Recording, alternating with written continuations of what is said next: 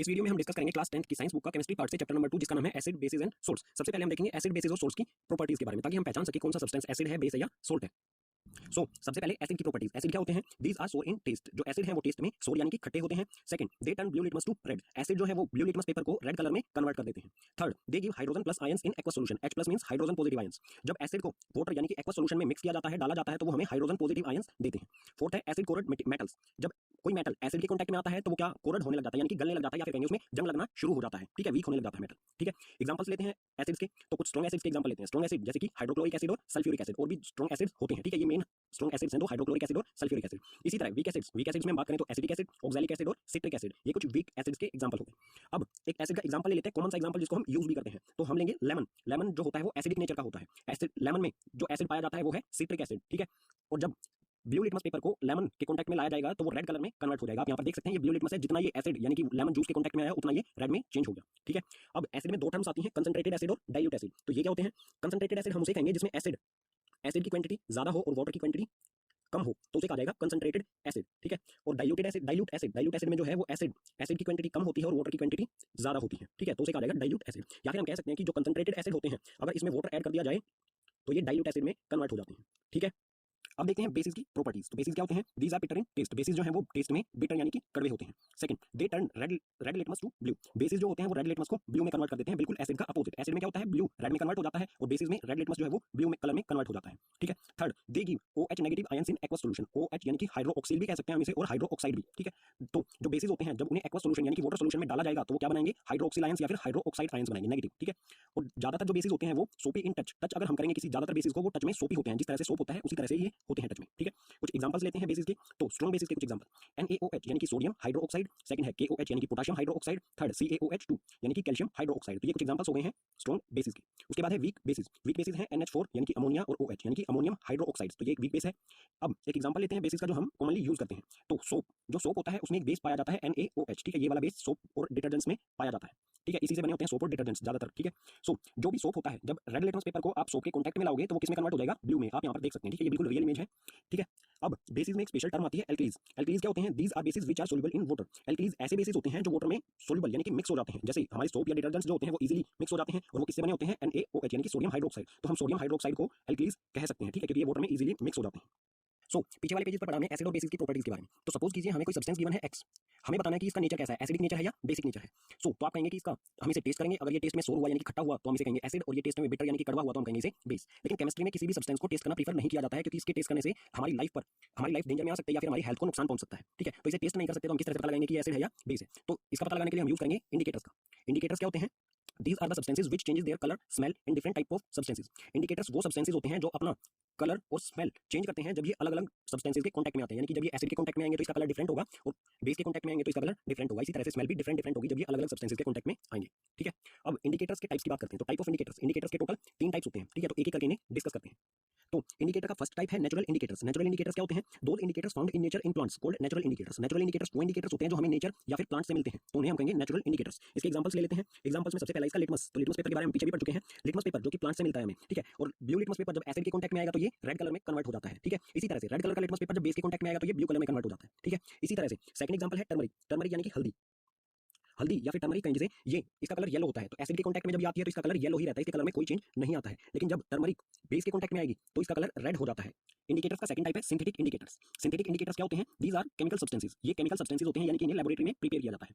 इसके एग्जांपल के बारे में बात करते हैं। इसका फर्स्ट एग्जांपल है मिथिलीन ऑरेंज। मिथिलीन ऑरेंज जब एसिड के कांटेक्ट में आएगा तो इसका कलर हो जाता है रेड। ठीक है, और जब मिथिलीन ऑरेंज बेस के कांटेक्ट में आएगा तो इसका कलर हो जाता है येलो। ठीक है, इसी तरह से सिंथेटिक इंडिकेटर्स का सेकंड एग्जांपल है फेनोफ्थलीन। फेनोफ्थलीन जब एसिड के कांटेक्ट में आएगा तो इसका कलर जो है वो वाटर की तरह हो जाता है, यानी कि कलरलेस, ये कोई कलर शो नहीं करता है। लेकिन जब फेनोफ्थलीन बेस के कांटेक्ट में आएगा तो ये इस तरह का कलर शो करने लगता है, इसे वॉयलेट कहें या फिर डार्क पिंक कहें। ठीक है, डार्क पिंक या फिर वॉयलेट कलर ये शो करने लगता है।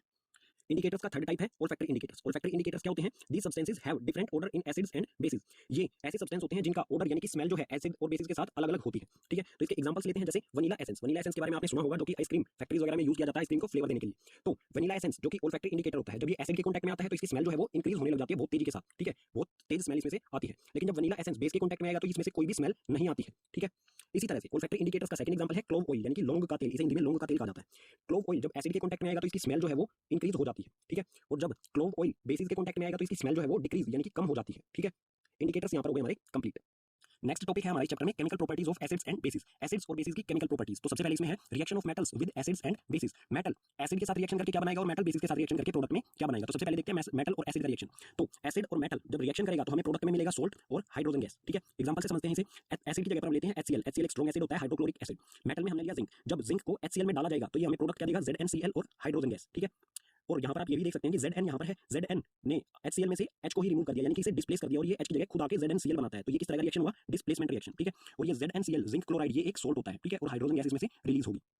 इसी तरह से जब मेटल बेसिस के साथ रिएक्शन करेगा तो बेस और मेटल दोनों रिएक्शन करेंगे तो हमें प्रोडक्ट में देंगे सोल्ट और हाइड्रोजन। ठीक है, इसे भी एग्जांपल से समझते हैं। बेस में हमने लिया सोडियम हाइड्रोक्साइड यानी कि NaOH और मेटल में लिया हमने Zn। जब NaOH में जिंक को डाला जाएगा तो ये बनाएगा प्रोडक्ट में हमें देगा Na2ZnO2 यानी कि सोडियम जिंकेट। ठीक है, लिख देता हूं मैं यहाँ पर सोडियम जिंकेट और साथ में हाइड्रोजन गैस। और ये जो सोडियम जिंकेट है ये है सोल्ट। ठीक है, और हाइड्रोजन गैस इसके साथ में रिलीज होगी, निकल जाएगी इसमें से। ठीक है, तो दोनों कंडीशन में देख सकते हैं जब मेटल एसिड के साथ रिएक्शन करता है तो सोल्ट और हाइड्रोजन बनती है, और मेटल जब बेसिस के साथ रिएक्शन करता है तो भी सोल्ट और हाइड्रोजन गैस ही प्रोडक्ट में हमें मिलती है। तो जो ये हाइड्रोजन गैस मिल रही है हमें दोनों कंडीशन में, इसको हम किस तरह से टेस्ट कर सकते हैं, चेक कर सकते हैं, ये देखते हैं हम नेक्स्ट वीक पर। सो पीछे वाले रिएक्शंस में जो हाइड्रोजन गैस रिलीज हो रही थी उसे किस तरह से टेस्ट किया जा सकता है। तो testing of hydrogen gas. Hydrogen gas release can be tested by bringing burning candle near gas bubbles, it burst with pop sound. Hydrogen gas जो रिलीज हो रही थी पीछे वाले रिएक्शन में, उसे चेक करने का तरीका क्या है कि सबसे पहले हम उसके गैस बबल्स बनाएंगे। ठीक है, हाइड्रोजन गैस के बबल्स बनाएंगे, जब उसके पास बर्निंग कैंडल लेके जाएंगे तो वो पॉप साउंड के साथ ब्रस्ट हो जाएंगे, फट जाएंगे पॉप साउंड करते हुए। ठीक है, तो गैस बबल्स किस तरह से बनाएंगे, तो सपोज कीजिए, ठीक है, इस तरह से हमें सेटअप करना है। टेस्ट ट्यूब लेनी है, इसमें हमें HCl और जिंक ग्रेन्यूल्स लेने हैं। ये दोनों रिएक्शन करके इनमें से हाइड्रोजन गैस रिलीज होगी और हाइड्रोजन गैस इस पाइप की सहायता से इस पाइप में से जाएगी और इस सोपी वाटर, ये वाटर कैसा होना चाहिए, सोपी, इस सोपी वाटर में जाएगी। अंदर जो है गैस रिलीज होगी और बाहर जो निकलेगी वो बबल्स में पैक होकर निकलेगी। जैसे ही इस बबल्स के पास हम कैंडल लेके आएंगे तो ये पॉप साउंड के साथ ब्रस्ट हो जाएगी। ठीक है, तो हम कहेंगे कि ये गैस कौन सी थी जो रैपिडली बर्न हो रही है, ये है हाइड्रोजन गैस। अब हम देखते हैं रिएक्शन ऑफ मेटल कार्बोनेट्स या फिर metal hydrogen carbonates with acids and basis. Metal carbonates या फिर मेटल हाइड्रोजन कार्बोनेट्स का रिएक्शन एसिड्स और बेसिस के साथ किस तरह से होगा। सो एसिड जब मेटल कार्बोनेट के साथ या फिर मेटल हाइड्रोजन कार्बोनेट के साथ रिएक्शन करेगा तो हमें प्रोडक्ट में मिलेगा सोल्ट, CO2 गैस यानी कि कार्बन डाइऑक्साइड, और H2O यानी कि वाटर। इसे एग्जांपल से समझते हैं। पहले हम देखते हैं मेटल कार्बोनेट एसिड के साथ किस तरह से रिएक्शन करता है। तो एसिड लिया है हमने HCl और मेटल कार्बोनेट लिया है सोडियम CO3 यानी कि कार्बोनेट, सोडियम कार्बोनेट। ठीक है, HCl और सोडियम कार्बोनेट रिएक्शन करके बनाएंगे NaCl। NaCl ये है सोडियम क्लोराइड जो कि एक सोल्ट है, और CO2 गैस और वाटर। ठीक है, इसी तरह से जब मेटल हाइड्रोजन कार्बोनेट एसिड के साथ रिएक्शन करेगा तो क्या होगा। तो यहाँ पर एसिड लिया है हमने HCl और मेटल हाइड्रोजन कार्बोनेट में लिया है हमने सोडियम हाइड्रोजन कार्बोनेट। ठीक है, HCl और सोडियम हाइड्रोजन कार्बोनेट रिएक्शन करके फिर से NaCl यानी कि सोल्ट, सोडियम क्लोराइड ये सोल्ट बनेगा, CO2 गैस और H2O यानी कि वाटर बनेगा। ठीक है, और जो मेटल कार्बोनेट्स होते हैं या मेटल हाइड्रोजन कार्बोनेट्स होते हैं वो बेसिस के साथ रिएक्शन नहीं करते। तो यहाँ पर लिख दिया मैंने basis do not react with metal carbonates and metal hydrogen carbonates. ठीक है, बेसिस के साथ ये रिएक्शन नहीं करते हैं। अब इन दोनों कंडीशन में जो गैस रिलीज हो रही है, ये CO2 गैस जो रिलीज हो रही है इन दोनों कंडीशन में, तो कार्बन डाइऑक्साइड कहा जाता है इसे CO2। इसे किस तरह से हम टेस्ट कर सकते हैं वो देखते हैं नेक्स्ट वीक पर। पीछे वाले रिएक्शंस में जो कार्बन डाइऑक्साइड गैस रिलीज हो रही थी उसे किस तरह से टेस्ट किया जाएगा ये देखते हैं। सो टेस्टिंग ऑफ CO2 यानी कि कार्बन डाइऑक्साइड का test. CO2 can be tested by passing it through lime water. CO2 को टेस्ट किया जा सकता है उसे लाइम वाटर से गुजार के। सो लाइम वाटर होता है CaOH यानी कि कैल्शियम हाइड्रोक्साइड, ये होता है लाइम वाटर। जब इसमें से कार्बन डाइऑक्साइड गैस को पास करेंगे तो ये प्रोडक्ट में बनाएगा CaCO3 और H2O। और जो ये सोल्यूशन होता है CaOH ये जो है कलरलेस सोल्यूशन होता है, यानी कि वाटर की तरह देखने में हमें ये कलरलेस, जिसका कोई कलर नहीं होता। ठीक है, जब इससे में से CO2 को पास किया जाएगा तो ये मिल्की हो जाता है, यानी कि मिल्की हो जाएगा, यानी कि व्हाइट कलर का सोल्यूशन हो जाएगा। ठीक है, तो ये बनेगा CaCO3 मिल्की। ठीक है, अब इसमें से और भी CO2 हम अभी भी इसमें से लगातार CO2 पास कर रहे हैं, जब ये प्रोडक्ट हमें बन जाता है तो ये CaCO3 और H2 ये आ गया यहाँ पर CaCO3 और H2। अभी भी हम इसमें से CO2 यानी कि कार्बन डाइऑक्साइड को पास कर रहे हैं तो ये प्रोडक्ट में बनाएगा फिर आगे जाके CaHCO3 calcium hydrocarbonate. Calcium hydrocarbonate जो होता है ये भी कलरलेस होता है। सो तो हम किस तरह से पहचान सकते हैं कार्बन डाइऑक्साइड को, जब उसे लाइम वाटर से हम पास करेंगे तो लाइम वाटर अगर मिल्की हो जाता है, ठीक है, और वापस फिर से कलरलेस हो जाता है, तो हम कह सकते हैं कि जो गैस होगी वो होगी हमारी CO2 यानी कि कार्बन डाइऑक्साइड। ठीक है, एसिड्स एंड बेसिस की नेक्स्ट केमिकल प्रॉपर्टी है reaction of acids and basis with each other, कि कोई भी एसिड और बेसिस दोनों मिलकर रिएक्शन करेंगे तो क्या बनाएंगे। ठीक है, तो कोई भी एसिड और बेस ये दोनों रिएक्शन करके हमेशा हर कंडीशन में क्या बनाएंगे, सोल्ट और H2O यानी कि वाटर बनाएंगे। ठीक है, एग्जांपल ले लेते हैं, इसका एसिड हमने लिया है HCl और बेस में लिया है हमने NaOH हाइड्रोक्लोरिक एसिड और सोडियम हाइड्रोक्साइड। ये दोनों रिएक्शन करेंगे तो बनेगा NaCl यानी कि सोडियम क्लोराइड और प्लस में H2O यानी कि वाटर। जो ये NaCl होता है ये होता है सोल्ट और वाटर एज इट इज बनेगा ही सभी कंडीशन में। ठीक है, और इस तरह का रिएक्शन जिसमें एसिड और बेस मिलकर सोल्ट और H2O बनाए, इस तरह के रिएक्शन को कहा जाता है न्यूट्रलाइजेशन रिएक्शन, जिसकी डेफिनेशन मैंने यहाँ पर लिख दी है। तो इसे पढ़ लेते हैं एक बार। When an acid and bases react to form water and salt called neutralisation reaction. जब कोई एसिड या बेस रिएक्ट करके वाटर और सोल्ट बनाता है प्रोडक्ट में तो उसे कहा जाता है न्यूट्रलाइजेशन रिएक्शन। न्यूट्रलाइजेशन रिएक्शन इसलिए कहा जाता है क्योंकि ये दोनों रिएक्शन करके एसिडिक और बेसिक प्रॉपर्टी एक दूसरे की एसिडिक और बेसिक प्रॉपर्टी को फिनिश कर देते हैं, खत्म कर देते हैं, इसलिए इसे कहा जाता है न्यूट्रलाइजेशन रिएक्शन। ठीक है, और इसमें क्या क्या होता है, it involve hydrogen plus ions and hydroxide ions to generate water. आप यहाँ पर देखेंगे यहाँ पर HCl में क्या होता है, हाइड्रोजन पॉजिटिव आयंस, और बेसिस में क्या होता है OH नेगेटिव आयंस। ये दोनों आयंस मिलकर साथ में वाटर भी बनाएंगे इसके साथ साथ। ठीक है, नेक्स्ट केमिकल प्रॉपर्टी देखते हैं एसिड्स और बेसिस की, जिसमें है reaction of metallic oxides with acid. Metallic oxides का एसिड्स के साथ क्या रिएक्शन होता है। तो सबसे पहले देखते हैं मेटालिक ऑक्साइड क्या होता है। कोई भी मेटल है उसका ऑक्साइड यानी कि उसके साथ जो ऑक्सीजन जुड़ा होगा तो उसे हम कहेंगे मेटालिक ऑक्साइड। और जो मेटालिक ऑक्साइड होते हैं उनका नेचर जो है वो बेसिक होता है। एग्जांपल के लिए हम ले सकते हैं यहाँ पर कैल्शियम ऑक्साइड, यहाँ पर कैल्शियम मेटल और ऑक्सीजन। ठीक है, तो ये क्या बनेगा, मेटालिक ऑक्साइड यानी कि कैल्शियम ऑक्साइड। इसी तरह से मैग्नीशियम मेटल के साथ O लगा है तो मैग्नीशियम ऑक्साइड ये भी एक मेटालिक ऑक्साइड है।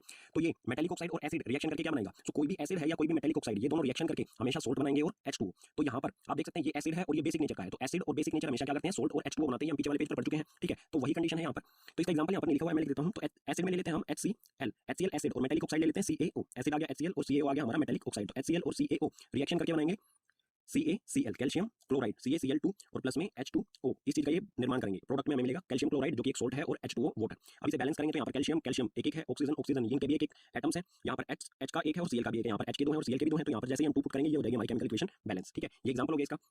अब देखते हैं reaction of non metallic oxides with basis. जो नॉन मेटालिक ऑक्साइड्स होते हैं वो बेसिस के साथ किस तरह से रिएक्शन करते हैं। तो नॉन मेटालिक ऑक्साइड्स के बारे में मैं बता दूं, ये एसिडिक नेचर के होते हैं, एसिडिक नेचर होता है इनका। और कोई भी एसिडिक सब्सटेंस, ये एसिडिक सब्सटेंस अगर बेसिस के साथ रिएक्शन करेंगे तो ये बिल्कुल वैसा ही होगा, बेस और ये हो गया हमारा एसिडिक नेचर। तो बेस और एसिड मिलकर क्या बनाएंगे, सोल्ट और H2O। तो ये रिएक्शन जो है वो कार्बन डाइऑक्साइड टेस्ट वाला रिएक्शन था, कुछ वैसा ही हो जाएगा। ठीक है, तो बेस है हमारे यहाँ पर कैल्शियम हाइड्रोक्साइड बेस है, और non metallic oxide non metal क्या होता है, C, और ऑक्सीजन इसके साथ जुड़ जाएगी तो CO2 कार्बन डाइऑक्साइड, ये एक नॉन मेटालिक ऑक्साइड हो गया। ठीक है, तो बेस कैल्शियम हाइड्रोक्साइड जब इसके साथ नॉन मेटल जो कि CO2 ये एसिडिक नेचर का होता है, ये दोनों रिएक्शन करेंगे तो हमें बनाएंगे CaCO3 कैल्शियम कार्बोनेट जो कि एक सोल्ट होता है और साथ में H2O। ठीक है, अब है what do all acids and basis have in common. अगर हम सभी एसिड्स की बात करें कि सभी एसिड्स में क्या चीज कॉमन होती है, और अगर सभी बेसिस की बात करें कि सभी बेसिस में क्या चीज कॉमन होती है, तो सबसे पहले देखते हैं ऑल एसिड्स, सभी एसिड्स में क्या चीज कॉमन होती है। तो सभी एसिड्स में all acids have hydrogen plus ions. सभी एसिड, कोई भी एसिड होगा उसमें H+ आयंस होंगे ही होंगे, ये चीज इसमें कॉमन होती है। ठीक है, हाँ उनकी संख्या ज्यादा या कम हो सकती है। अगर स्ट्रॉन्ग एसिड है तो हाइड्रोजन प्लस आयंस ज्यादा होंगे, अगर वीक एसिड है तो उसमें हाइड्रोजन प्लस आयंस कम होंगे। ठीक है, सेकंड है these H+ ions responsible for their acidic properties. ये जो हाइड्रोजन आयंस होते हैं यही उत्तरदायी यानी कि रिस्पांसिबल होते हैं किसी भी सब्सटेंस की एसिडिक प्रॉपर्टी के लिए। ठीक है, अब बात करते हैं बेसिस की। बेसिस में क्या कॉमन होता है, ऑल बेसिस है हाइड्रोक्साइड नेगेटिव आयंस। सभी बेसिस में हाइड्रोक्साइड आयंस होते हैं। ठीक है, अगर स्ट्रॉन्ग बेस होगा तो हाइड्रोक्साइड आयंस ज्यादा होंगे, अगर वीक बेस होगा तो हाइड्रोक्साइड आयंस कम होंगे। ठीक है, and these hydroxide ions responsible for their basic nature. यही हाइड्रोक्साइड आयंस ही किसी भी बेस के बेसिक नेचर होने के लिए रिस्पांसिबल होते हैं, यानी कि हम कह सकते हैं कि हाइड्रोक्साइड आयंस की वजह से ही कोई सब्सटेंस बेसिक नेचर का होता है।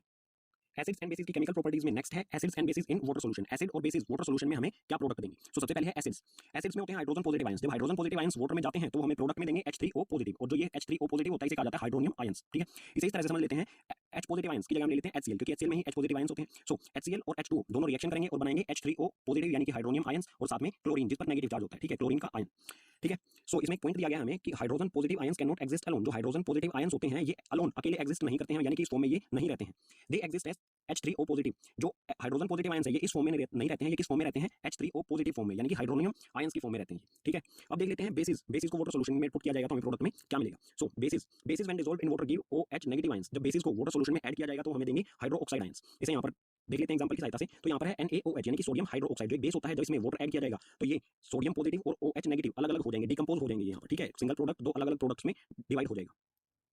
नेक्स्ट टॉपिक है हमारे चैप्टर में यूनिवर्सल इंडिकेटर। यूनिवर्सल इंडिकेटर क्या होता है, it is mixture of several indicators. ये कई सारे इंडिकेटर्स का मिक्सचर होता है। इंडिकेटर्स के बारे में आप चैप्टर के शुरू में पढ़ चुके हैं, जैसे कि इंडिकेटर्स जैसे कि लिटमस पेपर, टर्मरिक या फिर फेनोल्फिन, कुछ इसी तरह के इंडिकेटर्स का ये मिक्सचर होता है। It show different colours at different concentration of hydrogen positive ions in solution. किसी सॉल्यूशन में हाइड्रोजन पॉजिटिव आयंस का कंसंट्रेशन कितना है उसी के अकॉर्डिंग ये अलग अलग कलर शो करता है। ठीक है, और यूनिवर्सल इंडिकेटर जिसे कहा जाता है pH। इसमें P का मतलब होता है पावर और H का मतलब हाइड्रो पॉजिटिव, यानी कि हाइड्रोजन पॉजिटिव आयंस की पावर कितनी है उसके अकॉर्डिंग ये कलर शो करता है। ये दिखने में इस तरह का होता है। ठीक है, इस तरह का, और इसमें रीडिंग होती है 0 से लेके 14 तक। ठीक है, इसमें जो 7 पर है यहाँ पर न्यूट्रल होता है। अगर हम लेफ्ट हैंड साइड जाएंगे तो यहाँ इस तरफ में एसिडिक प्रॉपर्टी इंक्रीज होती है, अगर हम 7 से राइट हैंड साइड जाएंगे तो बेसिक प्रॉपर्टी इंक्रीज होती है। अब आप कहेंगे कि जो बेसिस होते हैं उसमें हाइड्रोजन पॉजिटिव आयंस तो होते ही नहीं है, और जो pH है वो हाइड्रोजन पॉजिटिव आयंस की कंसंट्रेशन के अकॉर्डिंग ही कलर शो करता है। तो बेसिस की प्रॉपर्टी, बेसिस का जो कलर है वो हमें कैसे मिलता है, तो आपको पता होना चाहिए कि जो एसिड्स होते हैं या जो बेसिस होते हैं दोनों में हाइड्रोजन पॉजिटिव आयंस भी होते हैं और हाइड्रोक्साइड आयंस भी होते हैं। इसको समझने के लिए देखते हैं हम ये वाला फिगर। इसमें आप देखेंगे कि ये 0 से लेके 14 यानी कि ये भी एक pH पेपर ही है। कंसंट्रेशन देखेंगे आप यहाँ पर, तो हाइड्रोजन पॉजिटिव आयंस जो कि कंसंट्रेशन इसका शो कर रखा है हमें ब्लू कलर में, और जो हाइड्रोक्साइड आयंस है इसका कंसंट्रेशन हमें शो कर रखा है व्हाइट कलर में। तो आप देखेंगे जब 7 से कम है, 7 से कम इस तरफ एसिडिक नेचर इंक्रीज हो रहा है। आप ये भी देखेंगे कि हाइड्रोजन पॉजिटिव आयंस का कंसंट्रेशन भी इंक्रीज हो रहा है,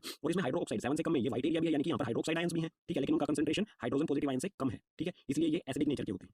अब आप 7 से राइट हैंड साइड में जाएंगे तो बेसिक नेचर इंक्रीज हो रहा है, और ये भी देखेंगे कि यहाँ पर जो हाइड्रोक्साइड आयंस का एरिया इंक्रीज हो रहा है, कंसंट्रेशन इंक्रीज हो रहा है, और हाइड्रोजन पॉजिटिव आयंस का कंसंट्रेशन यहाँ पर डिक्रीज हो रहा है, यानी कि यहाँ पर भी हाइड्रोक्साइड आयंस भी है और हाइड्रोजन आयंस भी है। ठीक है, अगर यहाँ पर यह देख सकते हैं आप कि हाइड्रोजन पॉजिटिव आयंस का कंसंट्रेशन बहुत कम है as compare to hydroxide ions, इसलिए ये जो सब्सटेंस होंगे 7 से इस तरफ वो बेसिक नेचर के होंगे। ठीक है, पीछे वाले पेज पर हमने समझा पीएच स्केल के बारे में। अब देखते हैं यूजेस या फिर importance of pH in everyday life. हमारी एवरीडे लाइफ में पीएच के यूजेस क्या होते हैं या फिर इंपोर्टेंस क्या होते हैं, ये जरूरी क्यों होता है हमारी लाइफ में।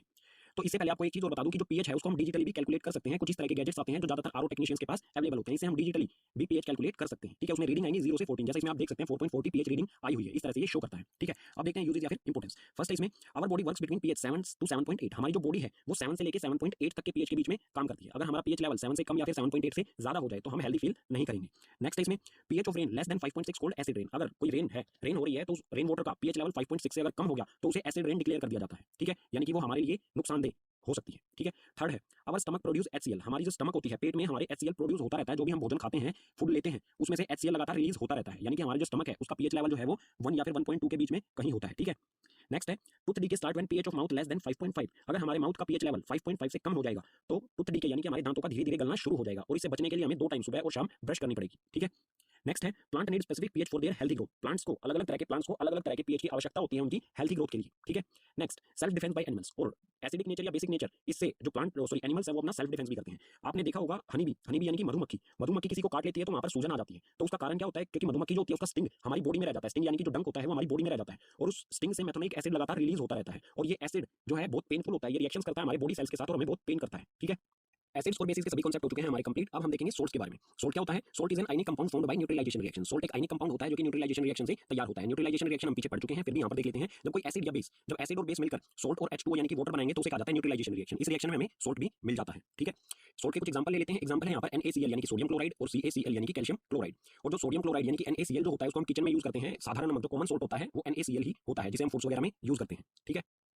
अब केमिकल्स फ्रॉम सोल्ट्स, सोल्ट से हम कुछ केमिकल्स प्रिपेयर करते हैं, तो उनकी लिस्ट यहाँ पर दी गई है 1 से लेकर 5 तक। ये केमिकल्स प्रिपेयर किए जाते हैं सोल्ट्स का यूज करते हुए, और इनको हम नेक्स्ट पेजेस पर पढ़ेंगे 1 बाय 1 करके डिटेल में, कैसे ये प्रिपेयर किए जाते हैं और इनके यूजेस क्या क्या हैं। सो चलते हैं नेक्स्ट पेज पर।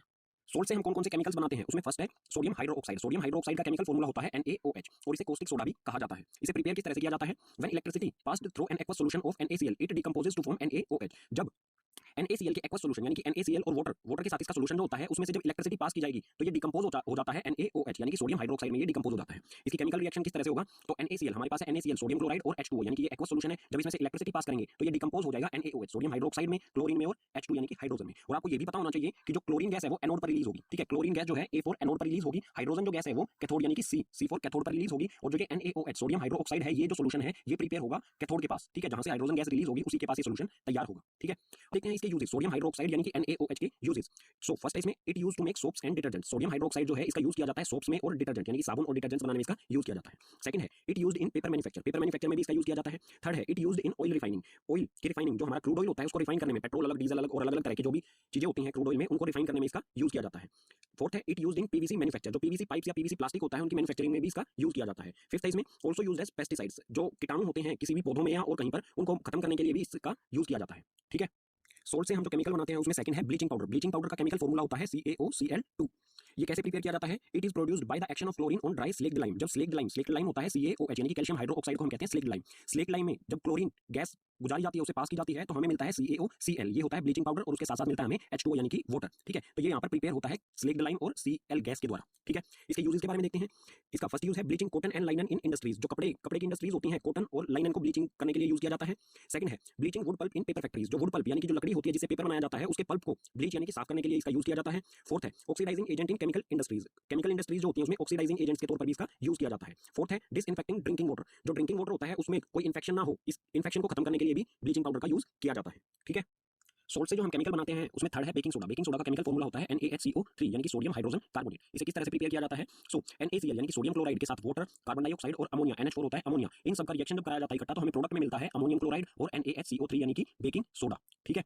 और इसकी प्रॉपर्टीज के बारे में भी हमें पढ़ना पड़ेगा। सो इसमें प्रॉपर्टीज है it is mild non corrosive base. ये माइल्ड यानी कि सॉफ्ट होता है बहुत ज्यादा, और नॉन कोरोसिव बेस यानी कि ये बहुत लंबे समय तक चलता है, कभी खराब नहीं होता है।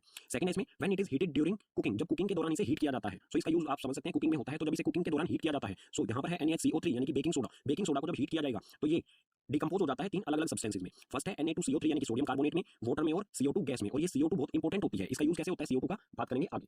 सो बेकिंग सोडा के यूजेस के बारे में देखते हैं। इसका फर्स्ट यूज है एन इंग्रेडिएंट एंटासिड। जो एंटासिड होते हैं उसमें इंग्रेडिएंट के तौर पर इसका यूज किया जाता है। एंटासिड वो होते हैं जब किसी को एसिडिटी होती है तो एंटासिड राहत, उसको आराम पहुंचाने के लिए यूज किए जाते हैं, तो उसमें एंटासिड में बेकिंग सोडा का यूज किया जाता है। यानी कि आप कॉमनली जब एसिडिटी होती है किसी को तो सभी इनो प्रीफर करते हैं, तो आप कह सकते हैं कि बेकिंग सोडा जो है वो इनो में यूज किया जाता है, ठीक है। Second used in fire extinguisher. जो फायर एक्सटिंग्विशर होते हैं, आग बुझाने वाले यंत्र, उनमें भी इसका बेकिंग सोडा का यूज किया जाता है, क्योंकि इसमें कार्बन डाइऑक्साइड गैस होती है, ठीक है। और ये बहुत अच्छी गैस होती है आग बुझाने के लिए, ठीक है। CO2 आग आसानी से बुझा देती है, ठीक है। थर्ड है फॉर मेकिंग बेकिंग पाउडर। इसका यूज बेकिंग सोडा का यूज किया जाता है बेकिंग पाउडर बनाने के लिए, ठीक है। और बेकिंग पाउडर कैसे बनता है? बेकिंग सोडा और टार्ट्रिक एसिड। बेकिंग सोडा और टार्ट्रिक एसिड दोनों मिलकर जो है वो बेकिंग पाउडर बनाते हैं, और बेकिंग पाउडर का यूज करते हैं। बेकिंग पाउडर का यूज जो है used in breads and cakes to make it softy and spongy. Breads और केक्स में बेकिंग पाउडर का यूज किया जाता है उनको सॉफ्ट और स्पंजी बनाने के लिए, ठीक है। और स्पंजी किस वजह से बनता है? Because of carbon dioxide gas. इस कार्बन डाइऑक्साइड गैस के कारण ही ये स्पंजी बनता है, ठीक है। सोल्ट से जो केमिकल बनाए जाते हैं उसमें फोर्थ है वॉशिंग सोडा। वॉशिंग सोडा का केमिकल फॉर्मूला होता है Na2CO3 10H2O। इसे हम केमिकल नेम में बोलेंगे तो सोडियम कार्बोनेट डेकाहाइड्रेट। 10 का मतलब होता है डेका, ठीक है, और H2O मींस हाइड्रेट, यानी कि इसमें 10 मॉलिक्यूल होते हैं वाटर के, 10 मॉलिक्यूल्स ऑफ वाटर, ठीक है। इसे किस तरह से प्रिपेयर किया जाता है? Recrystallisation of sodium carbonate gives washing soda. जो सोडियम कार्बोनेट होते हैं इनके दोबारा से इसमें वाटर ऐड किया जाता है और दोबारा से इसके क्रिस्टल्स बनाए जाते हैं, ठीक है। जब इसमें दोबारा से वाटर ऐड किया जाता है तो इसमें 10 मॉलिक्यूल्स ऑफ वाटर आ जाते हैं और ये सोडियम कार्बोनेट डेकाहाइड्रेट बन जाता है, जिसे वॉशिंग सोडा कहा जाता है। It is basic salt. ये सोल्ट होता है लेकिन किस टाइप का, किस नेचर का? बेसिक नेचर का ये सोल्ट होता है। सो इसे रिएक्शन के तरह से समझते हैं किस तरह से प्रिपेयर किया जाता है। तो ये सोडियम कार्बोनेट जब इसमें 10 मॉलिक्यूल ऑफ वाटर H2O यानी कि वाटर, इसमें 10 मॉलिक्यूल ऑफ वाटर ऐड किया जाता है तो ये बनता है Na2CO3 10H2O। 10 का मतलब होगा डेका, H2O मतलब हाइड्रेट, तो इसे बोला जाएगा सोडियम कार्बोनेट डेकाहाइड्रेट, ठीक है। इसके यूजेस देख लेते हैं। नाम से ही आप समझ गए होंगे वॉशिंग सोडा यानी कि वॉशिंग में इसका यूज किया जाता है। फिर भी देख लेते हैं सारी चीज। It uses in